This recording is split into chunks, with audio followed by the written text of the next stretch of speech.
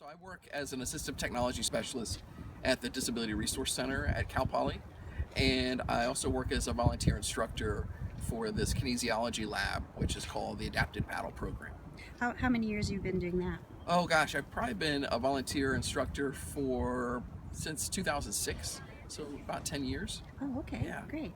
And you use the paddle out on the water today yourself. Can you tell me what your reactions were and how it may have been helpful to you specifically and how it might be helpful to others?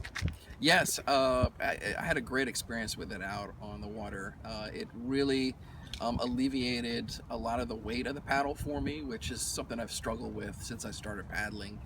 My techniques generally I feel comfortable with, but the weight of the paddle over time has really been something I've struggled with and caused me to really need to have a tandem kayak partner when I'm on the water as opposed to solo. But with the angle oar, because it de-weights the paddle, really, I was able to focus more on the actual stroke and just felt like my form was better, and then my endurance was a lot better over time, so that by the time we came back in, I still felt like I could have paddled even longer. Whereas in the past, I'd get back to shore and I was pretty much spent. I mean, I was barely holding the paddle up, fewer strokes. Whereas with angle oar, I was able to increase the number of strokes probably per second that I could do, and do that up for a lot longer period.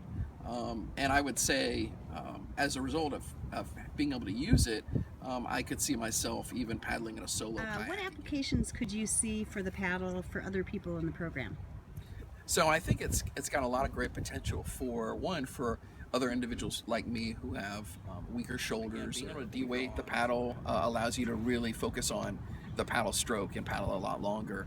For those who have weakness on one side, or a limitation to where they're not able to use one side due to, say, a stroke or a brain injury or any other kind of paralysis, again, this would allow you to paddle just one-handed, but use both paddles into the water because of that central support.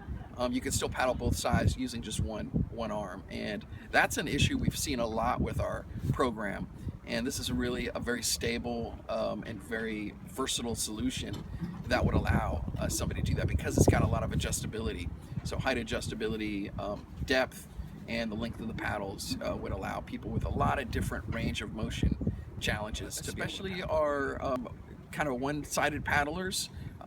Anybody who's had due to a stroke or a brain injury or paralysis or anything like that affects one side of the body more than the other, I think it's a great solution because it's got that central support and allows you to put the blade in both sides very easily without losing control or your handle on the paddle.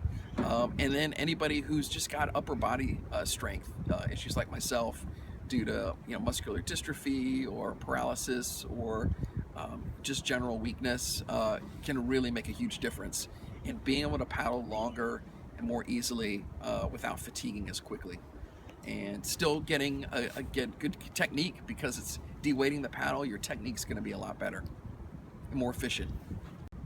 So even in the angled position is great for those, again, who, especially if they're using one side of the body or the other, they only have use of one side, makes it considerably easier to get the blade into the water and paddle on both sides just with one arm. And you can get a lot of strokes per second that way, and with very little effort, but with a good degree of control. So it gives you both of those, cuts down on the effort, increases the control, and allows you to have basically bilateral or two-sided paddling, which would be difficult without that type of support in place.